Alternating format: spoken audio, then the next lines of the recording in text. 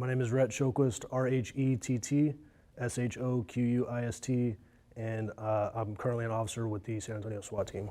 How long have you been with the San Antonio Police Department? Next month will be 7 years. Ooh, 7 years. Yes, ma'am. What is it about it that made you join or want to be a part of this organization? For me, I came from the military. I spent 5 years in the Marine Corps, and I kind of knew that I liked certain aspects of that. I wanted to move back home, and can't do that in the Marine Corps. So I'm somebody that can't really sit still. I need to be out moving around doing stuff, and so I thought this would be a good opportunity. My father did this job for 30 some odd years, so I kind of knew, I had a good idea of what it was about, and something that I wanted to try out and be a part of. So we're going to get into the details of what happened, but the fact that you're back, I think, is a testament to shows that your heart is in this department. So if you could tell me, how is it knowing that you go in every single day, even before the shooting happened? Like, what is it that drives you to want to wear that uniform? I think now that I've got some experience under my belt, it's a job. It's a necessary job. Somebody has to do it. Somebody needs to help protect the people that can't protect themselves, and I know that I'm capable of doing that, and not everybody is. So why not me? Speaking of protecting people, and again, not many people at all are capable of being that brave. And obviously being in the military and coming and doing what you're doing now has definitely made a difference in our community. First and foremost, thank you for your service. Yes, But with that being said, what happened on that day?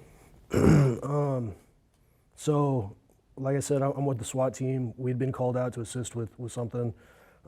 Essentially, the bones of it, kind of to make a long story short, we were involved in a police pursuit, in a vehicle pursuit, and the suspect was shooting out the back window at us. I was driving the primary car that was following the suspect vehicle, and a bullet went through the windshield and struck me in the face. So I lost my right eye, and that was pretty much it. My partner took good care of me. I pulled over, we didn't crash or anything like that. Stopped the vehicle, got out. I started putting pressure on the wound, and my partner came around and did a great job of keeping me calm, telling me what happened, and he got my head wrapped up and took me to the hospital, and that was that. When you realized that a bullet was coming your way, again, who out there could ever stare down that kind of situations without freaking out? So 100% you're off the chain. But seeing that, what was it the first thing that ran through your mind when you realized you were hit? Kind of crazy. So we had taken, as soon as we got behind him and initiated our pursuit, we had taken probably 4 or 5 volleys of gunfire from him, and he was shooting probably 4 or 5 rounds at a time. So the whole time that we were behind him, we knew, I could get hit at any time, my partner could get hit at any time. But that being said, we were the best equipped people to deal with that problem at that time. And we knew that, and obviously we have a job to do. So when I got hit, my very first thought, immediately I knew my eye's gone. Immediately. So I stopped the car, I started putting pressure on my face, and then I started thinking, and I wasn't scared. I was thinking very logically, and my thought was, all right, the bullet's in my brain. I'm alive on adrenaline right now. The lights are gonna go out any second. I'm about to die. So I remember thinking about my wife and my kids, my boys, because I wanted that to be the last thing that I thought about before I died. And then when Adam came around to me and started providing me with medical aid, so what had happened was the bullet went through my eye. It went through my sunglasses, which changed the trajectory, which pushed the round down. So it went through my eye and it came out of my cheek. But I didn't feel that my cheek was blown out. I only felt the pain in my eye. So when Adam started talking to me, he said, hey, I'm not gonna lie to you, it's your eye and your cheek. He said, it's bad, but you're gonna be okay. And when he said my cheek, I was thinking, I'm like, that doesn't make any sense, my cheek. And then it dawned on me, I was like, oh, the round came out of my cheek, it's not in my head. And then I was so relieved, I was like, oh, thank God, I'm good, I'm gonna be fine, So from there on out, it was just like, all right, let's get to the hospital and do what we gotta do, and that's it. Look at God, man. Okay, so in that moment, obviously, and I could just only imagine, and I bet that's probably a story that you and your partner are still kind of like, Oh yeah, if anything, you can smile about it and say, yo, bro, I'm good. You know, yeah, forget the cheek. At least it's out of yeah, the brain. yeah. But going to the hospital, Mhm. tell me, how was that process? How long did that recovery process take? Like, what all did they have to do to get you back to 100%? So that night I went into surgery. I think it was like 8 hour surgery. They sewed up my eyeball, tried to save it, but became pretty apparent over the next couple of days. Like I was never gonna have eyesight out of that eye again, and that was like the primary source of my physical pain. So a week after I got shot, they did another surgery and removed my eye, so that I wouldn't have to deal with that pain. My orbital bone and cheekbone were crushed. So I had to have a titanium plate put in my cheek to hold the bones together. I still have shrapnel and bullet fragments in my jaw muscles, in my neck, and in my collarbone. Um, I think that was pretty much it. Um, but yeah, so I had that surgery that night. The next day, I remember waking up and like finally feeling kind of clear. Like I'd woken up that night after my surgery, but I was still pretty groggy from the drugs that they put me on. But the next morning I woke up and talked to the doctor and kind of was like figuring out like, okay, what my recovery process is going to be like.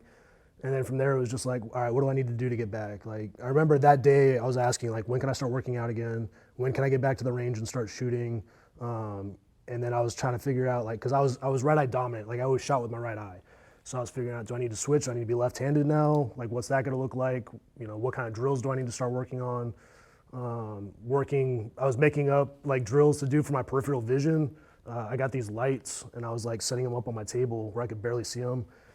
And they would all turn red except for one would turn green. And I would have to see it and I'd hit it as fast as I could. No, I was just working on my peripheral because I lost half of my peripheral vision. So just little things like that. I was working at my house when I got back from the hospital, drills left-handed with my rifles, like reloading, picking up my sights left-handed, just doing everything I could to make sure that I could get back and do the job that I enjoy doing. How long do you think that took for you to, from that day until the first day that you got back, how long was that? So I got shot August 24th, 2023, and I was back on full duty October 27th, 2023. Oh my God. So 2 months. Wow. Yes, ma'am. Okay. Yeah.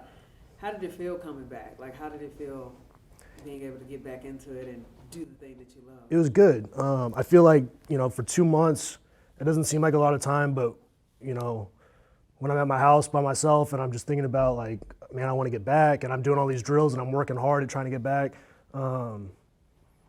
It felt like a long time that I was waiting and to get back and be with the guys, man, the SWAT team was so good to me when I was out, took really good care of me and my family.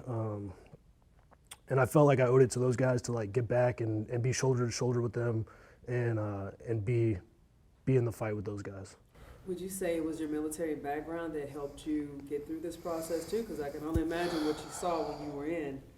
Yeah, I think it's a little bit of everything. I think, part of it is a mindset. Part of it's, I think, kind of inherent, just the type of personality I have. But then some of it's, how was I raised? Like my parents did a great job raising me and turning me into the man that I am. The Marine Corps did their job in molding me and making me a self-reliant grown man, going in when I was 18 years old, being a boy, and then coming out as a man. And then my wife, my kids, being a father, being a husband, all these things have molded me into the person that I am. And then having the support of the SWAT team, my brothers around me, lifting me up, doing everything they can to get me back. I think it all plays a part in my recovery and getting me back so quickly. It wasn't just me, it was my support system, it was all the people around me that did a phenomenal job of making sure that I had what I needed. Speaking of the people around you, personally speaking, how did it feel coming back to your wife and kids? It was great. My boys, at the time when I got shot, my youngest was, he was just about to turn 1. So he didn't really know, he didn't understand what was happening. But my older one was 4, and it was a funny conversation actually. My wife asked me because I was in the hospital for a couple days and he didn't visit me in the hospital because we didn't want to put that on him. But when I went home, my wife said, "Well, what are you going to tell him?" And I said, "Well, I'm going to try to be vague with him, but I'm not going to lie to him." So obviously I've got this patch on my eye, and I get home and he sees me with the patch for the first time, and he's like, "Dad, what happened?" And I'm like, "Oh, Daddy got hurt at work, but I'm okay." And he's like, "Well, how'd you get hurt?" And he just keeps digging and digging. He's asking all these questions, being very specific. And like, we get to the point where like, Daddy got shot. And my 4-year-old boy, he's like, "All right." He's like, "Well, did you shoot him back?" And I told him, I was like, "Man, I didn't have the opportunity." And he's he's mad at me. He's disappointed. Yeah, and he's like, "Well, did you arrest him?" And I'm like, "Well, no, I didn't arrest him." And he's like, "Ah." And I'm like, "Daddy's friends arrested him. He's in jail." And he's like, "All right," but he's a funny kid. Yeah, it was great to come back to my wife and my kids, and my wife is the best human being that I know, like truly the best person that I know. She's my favorite person, my best friend, and she's really strong. So she did a great job. She took care of me. She propped me up, and I wouldn't be here, doing the things that I do without her for sure. The person who did this, obviously, have a history, and made another mistake that day, big time. If you had anything to say, just, as a message of, change your life around or anything like that, what would you, first of all, do you forgive him for what he did? And second of all, if you had anything for him to be able to just take home or take at least to his heart, what would you say? Honestly, I have nothing to say to that person. I wouldn't call it a mistake. It was a purposeful act. And it wasn't just to me, it was to multiple officers. I don't take things like that personal as part of the job. To me, he's just another person. He's another bad guy.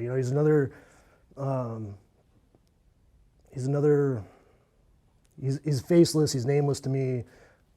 Is just a bad person that deserves to be in jail, should be in jail. He's dangerous, not just to police, but to society, to everybody. So I don't take it personal as part of the job.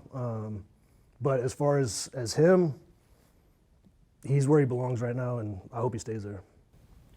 People who are going to watch your story, they're going to see what you've gone through and what you have survived, and again, how you're back and motivated to be back to continue to serve this community and protect those who need protecting. What is something that you want the people who are watching your story to take from your testimony? I think